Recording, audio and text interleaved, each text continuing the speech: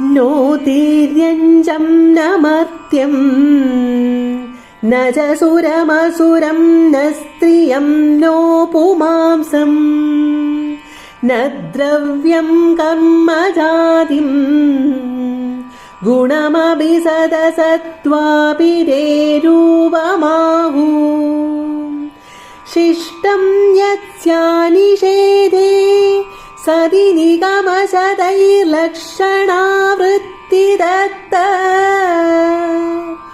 कृच्छ्रेणावेद्यमानं परमसुखमयं भाति तस्मै नमस्ते। मायायां बिम्बितत्वं सृजसि महदहङ्कारतन्मात्रभेदै भूतग्रामेन्द्रियाद्यै सकलजगत्स्वप्नसङ्कल्पकल्पम् भूयः संहृत्य सर्वं कमल इव पदन्यात्मना कालशक्त्या गम्भीरे जायमाने तमसि विधिमिरो भासि तस्मै नमस्ते। ശ്ലോകം 3. ന തിര്യഞ്ചം ന മർത്യം ന ച സുരമസുരം ന സ്ത്രിയം നോ പുമാംസം ന ദ്രവ്യം കർമ്മജാതിം ഗുണമപി സദസദ്വാപി തേ രൂപമാഹു ശിഷ്ടം യത് സ്യാനിഷേധേ സതി നിഗമശതേർ ലക്ഷണാവൃത്തിദത്തത് കൃച്ഛ്രേണാവേദ്യമാനം പരമസുഖമയം ഭാതി തസ്മൈ നമസ്തേ. തേ രൂപം തിര്യഞ്ച്, നിന്റെ രൂപം, നിന്റെ സ്വരൂപം തിര്യക്കിൻ്റേതല്ല. നോ മർത്യം, മനുഷ്യൻ്റേതല്ല. ന സുരം അസുരം, അത് സുരനുമല്ല അസുരനുമല്ല. സ്ത്രീയം ന, സ്ത്രീയല്ല. പുമാംസം ന, പുരുഷനുമല്ല. ദ്രവ്യം കർമ്മ ജാതിം ഗുണം ന, ദ്രവ്യമല്ല അല്ലെങ്കിൽ പദാർത്ഥമല്ല. കർമ്മം പ്രവർത്തനമല്ല. ജാതിയും ഗുണവുമല്ല. സത്ത്, സത്തും അസത്ത്, അസത്വാഭി, അസത്തും ന അല്ല. ആഹു എന്ന് പറയപ്പെടുന്നു. നിഷേധേ സതി, നിഷേധിക്കപ്പെടുമ്പോൾ യത് ശിഷ്ടം, ഏതൊന്നാണോ ശേഷിക്കുന്നത്, സ്യാദ് ഭവിക്കുന്നത്, തത് അത്, നിഗമശതേ നൂറുകണക്കിന് ഉപനിഷത്തുകളാൽ ലക്ഷണാവൃത്തിത, ലക്ഷണാവൃത്തി രൂപത്തിൽ കൃച്ഛ്രേണ ആവേദ്യമാനം, വളരെ ക്ലേശിച്ച് അറിയിക്കപ്പെടുന്നതും പരമസുഖമയം, പരമമായ സുഖം രൂപമായതുമായി ഭാതി, പ്രകാശിക്കുന്നു. തസ്മൈ തേ നമ, അങ്ങനെയുള്ള നിനക്കായിക്കൊണ്ട് നമസ്കാരം.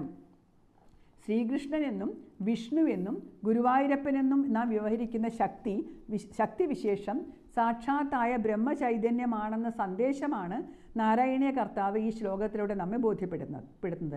ഇതിനുവേണ്ടി കുറേ ചോദ്യോത്തരങ്ങളാണ് ഇവിടെ പറഞ്ഞിരിക്കുന്നത്. ഭഗവാനെ നാം മീനായും ആമയായും പന്നിയായും മറ്റും കണ്ടു. തിര്യക്കുകളുടേതാണോ ഭഗവാന്റെ രൂപം? ഉത്തരമല്ല എന്നുള്ളതാണ്. പരശുരാമനായും ശ്രീരാമനായും ബലരാമനായും കൃഷ്ണനായും കണ്ടല്ലോ.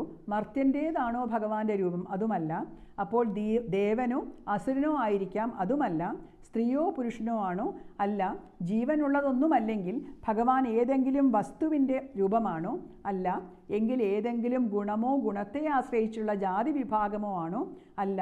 സത്തോ അസത്തോ അഥവാ ഉണ്മയോ ഇല്ലായ്മയോ ആണോ? അല്ല. അല്ല അല്ല എന്ന് തുടർച്ചയായി പറയുന്നുവല്ലോ. മേൽ പറഞ്ഞതൊന്നും അല്ല എന്ന് തീർച്ചയാണോ? അല്ല എന്ന് പറയപ്പെടുന്നു. എല്ലാം നിഷേധിച്ചു കഴിഞ്ഞ് ശേഷിക്കുന്ന ഭഗവത് സത്തയെക്കുറിച്ച് പറയാനാണ് വേദങ്ങളും ഉപനിഷത്തുകളും ശ്രമിക്കുന്നത്. നിഗമങ്ങൾക്ക് ഇക്കാര്യം പറയാൻ കഴിഞ്ഞിട്ടില്ല. ലക്ഷണാവൃത്തി രൂപത്തിൽ സൂചിപ്പിക്കാനേ അതിന് കഴിഞ്ഞിട്ടുള്ളൂ. വാച്യാർത്ഥം അപര്യാപ്തമാകുമ്പോൾ അതിനെ ഉപേക്ഷിച്ചിട്ട് അതിനോട്ട് ബന്ധപ്പെട്ട മറ്റൊരർത്ഥത്തെ സ്വീകരിക്കുന്നതിനാണ് ലക്ഷണാവൃത്തി രൂപം എന്ന് പറയുന്നത്. കാശി നഗരം ഗംഗയിലാകുന്നു എന്നൊരു പ്രയോഗം ഉണ്ട്. ഗംഗാതീരത്താണ് കാശി നഗരം എന്നാണ് അതിൻ്റെ സ്വാഭാവികമായ അർത്ഥം. അതാണ് ലക്ഷണാവൃത്തി. അങ്ങനെ അനുഭവൈകവേദ്യനായ നിന്നോട് കൃഷ്ണ ഗുരുവായൂരപ്പ, നിന്നെ ഞാൻ നമസ്കരിക്കുന്നു. ശ്ലോകം 4. മായായാം ബിംബിതത്വം സൃജസി മഹദഹങ്കാര തന്മാത്ര ഭേദേർ ഭൂത ഗ്രാമേന്ദ്രിയാദ്യേർ അഭിച സകല ജഗത് സ്വപ്നസങ്കൽപ്പകൽപ്പം ഭൂയ സംഹൃത്യ സർവം കമഠ ഇവ പദാന്യാത്മനാ കാലശക്ത്യ ഗംഭീരേ ജായമാനേ തമസി വിതിമിരോ ഭാസി തസ്മൈ നമസ്തേ. മായായാം ബിംബിതത്വം, മായയിൽ പ്രതിബിംബിക്കപ്പെട്ടവനായ നീ മഹദഹങ്കാര തന്മാത്ര ഭേദേ, മഹത്തത്വം, അഹങ്കാരഭേദങ്ങൾ, തന്മാത്രാഭേദങ്ങൾ എന്നിവയാലും ഭൂത ഗ്രാമേന്ദ്രിയാദി പഞ്ചഭൂതങ്ങൾ, ദശേന്ദ്രിയങ്ങൾ എന്നിവയെ കൊണ്ടും സ്വപ്ന സങ്കല്പകൽപ്പം, സ്വപ്നസങ്കല്പത്തിന് തുല്യമായ സകല ജഗത് സൃജതി, എല്ലാ ജഗത്തിനെയും സൃഷ്ടിക്കുന്നു. ഭൂയ വീണ്ടും കമഠപദാനി ഇവ, ആമ അതിൻ്റെ പാദങ്ങളെ എന്ന പോലെ, കാലശക്തിയ കാലത്തിൻ്റെ ശക്തി കൊണ്ട്, സർവം ആത്മനാ സംഹൃത്യ എല്ലാത്തിനെയും ആത്മാവ് കൊണ്ട് തന്നിലേക്ക് തന്നെ ഒതുക്കിയിട്ട്, ഗംഭീരേ തമസി ജായമാനെ അഗാധമായ അല്ലെങ്കിൽ തീവ്രമായ ഇരുട്ടുണ്ടാകുമ്പോൾ, ത്വം വിതിമിരം നീ തിമിരവുമായി ബന്ധമില്ലാത്തവനായിട്ട് ഭാസി പ്രകാശിക്കുന്നു. തസ്മൈ തേ നമ, ആ നിനക്കായിക്കൊണ്ട് നമസ്കാരം. ശുദ്ധജ്ഞാന പ്രകാശമാണ് ഭഗവത് സ്വരൂപം. അത് മായയിൽ പ്രതിബിംബിക്കുമ്പോൾ ചിലതൊക്കെ ഉണ്ടാകുന്നു എന്ന് പറയുന്നതിനേക്കാൾ ഉണ്ടെന്ന് തോന്നുന്നു എന്ന് പറയുന്നതാണ് മെച്ചം. പ്രകൃതി, ജീവാത്മാവ്, അത് കഴിഞ്ഞ് ജീവാത്മാവ് രൂപം കൊള്ളുമ്പോൾ സാത്വികാഹങ്കാരം, രാജസാഹങ്കാരം, താമസാഹങ്കാരം, വ്യക്തിത്വം ഉടലെടുക്കുന്നു. അപ്പോൾ ശബ്ദം, സ്പർശം, രൂപം, രസം, ഗന്ധം, പഞ്ചഭൂതങ്ങൾ, 5 ജ്ഞാനേന്ദ്രിയങ്ങൾ, 5 കർമ്മേന്ദ്രിയങ്ങൾ, മനസ്സ്, ബുദ്ധി, അന്ധക്കരണം എന്നിങ്ങനെയുള്ള നിരവധി ദേഹങ്ങളും ദേഹികളും ഇടകലർന്നുണ്ടാകുന്നു. സ്വപ്നസങ്കല്പങ്ങൾക്ക് വിഷയമായ ജഗത്ത് എന്ന മിഥ്യ ഇതാണ്.